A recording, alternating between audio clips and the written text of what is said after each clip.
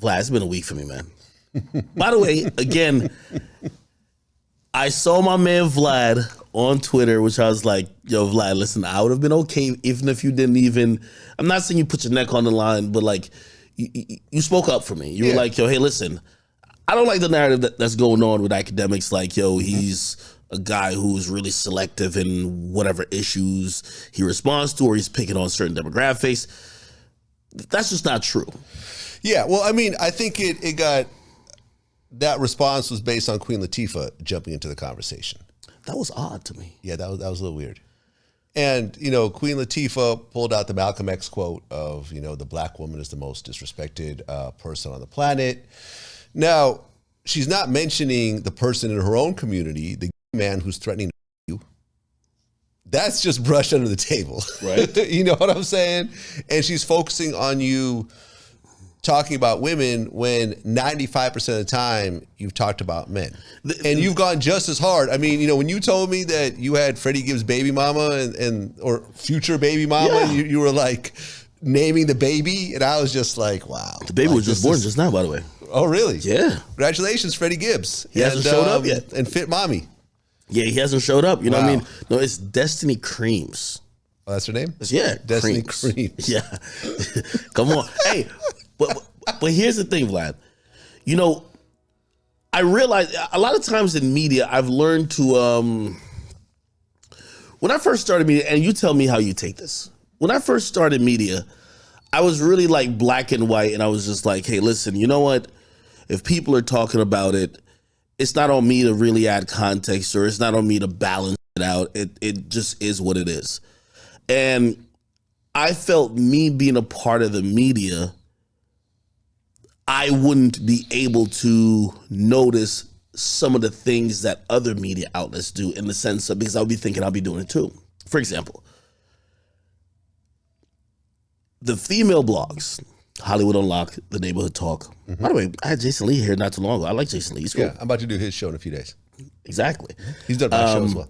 They have an audience that's just very different than what our audience is. We have a lot of primarily male, hip hop focused, you know, 20s to 40s. That's what our like demographic usually breaks down to, right? And anytime I'm brought up on like the Shade Room, Hollywood Unlocked, Baller Alert, The Neighborhood Talk, or these other female-centric blogs, they never mention the entire story with me. Right. Now, if somebody says this, and I'm a fair person, I like to be, I'm logical and fair. If someone says, you know what, I think Akademiks is just a hateful, he hates on everybody, you know, I'd be like, you might be right. Hey, listen, I don't call it hate, but like I kind of get my opinion on everybody. Right. They have twisted the narrative to only showcase and highlight me talking about a few women and their issues in rap, and they act like I just sit here and be like, hey, let me just celebrate all the men. And that's the thing that I've been trying to like, it was so crazy. Everyone was saying, yo, Akademiks has never ever he never gone at a male rapper like that. Like, which is crazy. Me and Lil Baby was DMing addresses to meet up and fight. Right. It's Lil Baby, the biggest rapper in the world. Right. How does nobody know that? Nah, I feel you. I came out and said it. Nah, I feel you. That was the point of my tweet. And it got a lot of, I don't know, 300,000 impressions or something like that. You know, it wasn't like my Drake tweet, but I mean, it was, you know, pretty prominent. And a lot of people chimed in, and, you know, certain people picked it up, like No Jumper and so forth. But it's like, you can't, as a woman, you can't ask for equality, but then want special treatment at the same time. It doesn't go that way. You deserve equality. Everyone deserves equality, including women, including, you know, every race, every gender, trans, everything else like that, sexual orientation, religion, all that. But that means that sometimes you have to take the bad with the good, you know? And oftentimes when a woman does something sideways in the business and you respond to her about that in terms of the business context, the response is you're attacking a woman. Yeah. That's the response. You're attacking, oh, look at him attacking a woman. Don't speak on women's business. No, we're talking about music business. We're talking about entertainment business. And we're allowed to speak on that. I started off by commented on the sales of the City Girls. If I've had so many interviews with people, and especially artists. I seen Yachty and J. Cole talk about it recently, but Yachty has always been like Yachty and Russ. They talk to me about this a lot privately. They said, Akademiks, you are one of the most prominent figures in music that have made that first week number the talking point for so many artists. That's always been the talking point. You're right. But it's always been way before we were alive. No, you're right. But at least in this time. Okay, fair enough. Okay. I'm always like, I'll go on my way to find somebody's first week numbers, right? And I'll make it a headline. And I guess the point even bigger than that was just to say, well, I do it for every artist. Yeah. I'm like, hey, Taylor Swift is selling 1.6 million records this week. That's kind of crazy. We should talk about it. Yeah. I'm not bashing her. I'm saying, how the heck is she doing this? Right. Hey, Bad Bunny sold 200,000 records first week, but he's going crazy globally. Yeah. Drake sold 400. Like, again, I talk about it with all artists and mostly men. Yeah. But when I critique, right? And by the way, I'm the same person who has clowned Rondo for selling 3,000. Lil Reese for 711 records. Yeah. I've clowned everybody. Right. I talk about the City Girls, and then now I'm a woman hater. Yeah, I mean, listen, there's a female rapper that had gone out of her way to diss me a bunch of times. And I remember when I looked up her record sales, she sold like 65 albums of her last album. 65? 65. I'm just going to keep that in my back pocket in case she starts to run her mouth again. Wait, 65. 65. Y'all can do them. Y'all, the internet detectives out there. Think about a female rapper that's gone out of her way. I know. Wait. Don't say it. Asian doll. I'm not saying it. I'm not saying it. Gotta be Asian doll. Hey, you don't know it's Asian doll? Because I will lie to you. Maybe not. For whatever reason, I was on her page recently. And I just seen like, she's promoting that OnlyFans like it's going out of style, man. Hey, man. You said it. I mean, I don't know. Is it? Is it not? I don't know. Internet detectives need to look it up. But a certain female rapper sold 65 albums. That don't even cover the studio cost. What I've realized, I had a lot of talks even with Joe Budden about this while I was at Everyday Struggle. Mm-hmm. Because we all do comment on the same things. Yeah. Right? Like, if, we might have different opinion, but if Megan Tory's a story, we're commenting about Megan Tory. Right. If it's Big Zoo and Nicki and Cardi and Offset, we're all talking about the same thing. Right. And Joe told me something one time, and I've been wondering, is it because of that or is it other things? They said, well, it's your tone. They said, well, when they clip a video of you on stream, you seem so passionate, you're shouting this and third. If you're shouting at a dude, it doesn't sound bad. You shouting in relation to a woman, that sounds horrible. And I've thought about it. You know what I mean? And I'm like, is that what it is? Because even the SZA situation, they really have it like they think that I hate these people. Like, I really don't even know them. Yeah. I don't know, man. I think it comes down to women want special treatment. They've gotten special treatment their whole lives. Men cater to them. Fathers treat daughters different than sons. You know what I'm saying? And it's part of the fabric of society. So when someone criticizes them in a similar fashion as a man, they're not used to that. And suddenly it's like, oh, how dare you say that? I could call you a broke ass all day long, and that's okay. But how dare you say my record sales are low? How dare you say that? I'm a woman. Treat me like a woman. And I'm just saying, like, yo, equality. Keep it equal. I hate selective politicking. Young Thug's girlfriend, her name is Mariah the Scientist. Yeah. She basically, I actually said something really good.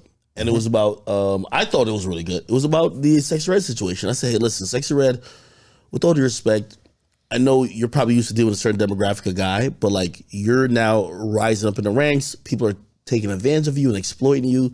They're also embarrassing you and also using the fact that you're a regular human that has and all these other things.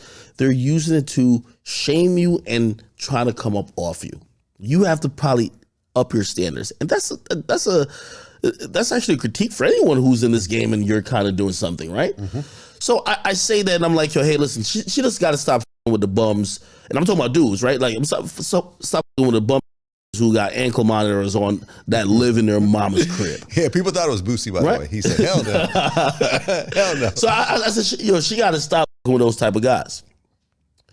They asked Mariah the Scientist about Sexy Red, and they quoted what I said about her. Okay. I thought what I said is pretty like positive towards, hey, I'm trying to look out for you. You know what Mariah the Scientist says? Academics need to shut the fuck up and mind his goddamn business. Yeah. So when I heard that, I said, well, all right. Well, just to let everybody know, my business is actually minding your business. Yeah. I am the media. So I'll talk to you, but my response to her gathered a lot of people to say, oh, I hate women again. And you know what I said to her? All I said to her, I say, hey, listen, Mariah the Scientist, I'm going to tell you what they say behind closed doors about you. And I know what they say behind closed doors about you because they all talk to me. You're the pretty face that wasn't that talented that made it.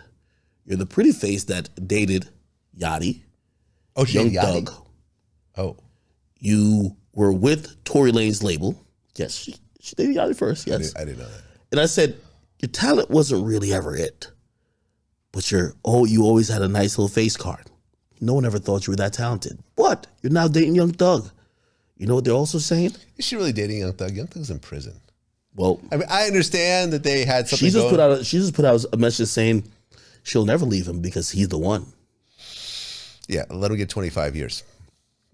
We'll see. You know, she's young and pretty. I'll give it 6 months. So all Max. I said to her was like, hey, listen, since you're telling me to mind my business, it appears that your business seems to be Young Thug. I'm covering his case consistently. I'm looking every day in the courtroom while they're picking jurors. It's been happening for 6 months. I've never seen you in the gallery one time. That didn't go over too well. Everyone's like, why are you picking on her? I'm like, so she could say anything about me. Man, listen, on a daily basis, I get told 100 times a day to stay out of black people's business, stay out of women's business, stay out of hip-hop business. How do you handle that, though? Stay out of America's business. People want me to just cover the Ukraine conflict, and that's it. This is what I'm told. I should only be covering this and nothing else.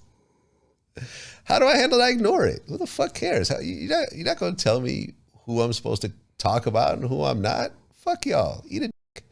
Honestly. At the end of the day, I'm going to cover whatever the fuck I want to cover, and I'm going to keep covering it. There's nothing you can do about it. And if you want to gaslight me and say, oh, what about this or what about that? This is what people do. You say something that's very poignant and starts to get a lot of energy. The first thing people say is like, well, how come you ain't talking about this? I've talked about the Ukraine conflict. In fact, when I did the interview with Shirley Jew for Variety Magazine, it started out talking about the Ukraine conflict and how I felt about Putin and everything else like that. Because that article, I probably can't go back to Russia. You know what I'm saying? I've talked about that. I have a Ukrainian flag in my Twitter profile because I was born in the Ukraine. I've talked about Israel and Palestine, right? As a Jewish person. Outspoken. To the point where Drake has now had to say something. Yeah. Still waiting for Khaled to say something. But Drake, the biggest rapper in the world, made a statement after I made the noise and everything else like that around that shit. And I'm glad that he made a statement.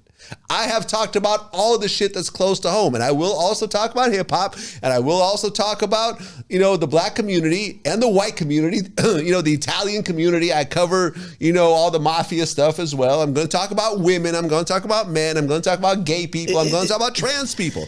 I'm going to talk about everything. And there's nothing anyone could ever do about it.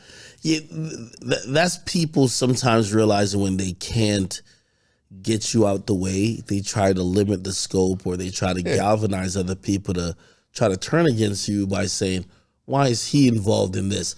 By the way, the Queen Latifah thing, I'm going to tell you why it was so disappointing to me. As time goes on, I could sit back and even though I think a lot of people realize that, I think I told you privately, but I think the word's out there now.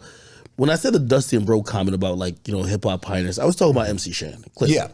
I've known about this. I haven't said anything because it was a private conversation. Exactly. And I think after he disrespected Nas, I was like, okay, let's put this out. Like, he does look dusty and broke. Come on now. I mean, like, he has no teeth. I was in line. He has no teeth. I've interviewed Shan before, and he's a legend in what he does, even though he dissed me afterwards. He's still a legend in what he does, but you have no teeth. So here's You have no teeth. Let's just pause for a second. No, you're right. You have no teeth.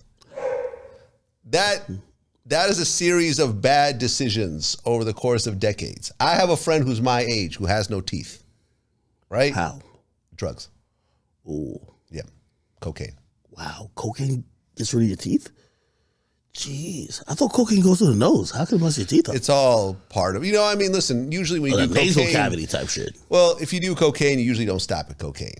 You know what I mean? It probably encompasses a lot of other stuff. But we're the same age. He has no teeth. He took his teeth out at lunch. It was shocking. You know what I'm saying? But yeah. He was gumming it? Well, he put his teeth back in and ate the taco. Jeez. Hey, so after I said that, I could cognizantly say, you know what? I do want. I've never wanted people to think that I was just some youngster who disrespects the older people or the history of hip hop. That's not what I am. Mm-hmm. It's the 50th anniversary of hip hop. The reason why my family's life has changed, the reason why my life has changed is because of hip hop. Like I'm not here just thumbing my just middle finger to everybody. No, that's not what it is. But I also do like to try to invite people to have the conversation with me. Mm-hmm. I was disappointed at least with that. There was a few people who called me, flexing a few other people, but the majority of people just commented on a clip. None of them said, hey, let me reach out to this guy. If he's prominent enough to have a voice, let me reach out to him to hear what he says. Same thing with the Queen Latifah thing. I pointed out Queen Latifah shooting her new TV show downstairs in this building. Wow. Okay. Queen Latifah lives in the town that I live in. Yeah. And those things, again, I guess there might be just coincidences, but I look at it and I'm like, hey, Queen Latifah, I'm also someone you could have a conversation with, because what she reposted was a post by my son, who already has an agenda. He doesn't like me. Mm-hmm. And my son is going to put everything in a perspective that he could try to galvanize as many people to try to ride on his bandwagon to be like, yo, Akademiks is a cancer. Let's cancel him, this and third. And, I'm always disappointed by those situations, because when a loud and, historic, and I would never even disrespect Queen Latifah for even reposting it, but I'm like, if you feel passionate enough to repost it, why wouldn't you have a conversation with me? People don't want to have conversations. Why not? They just don't.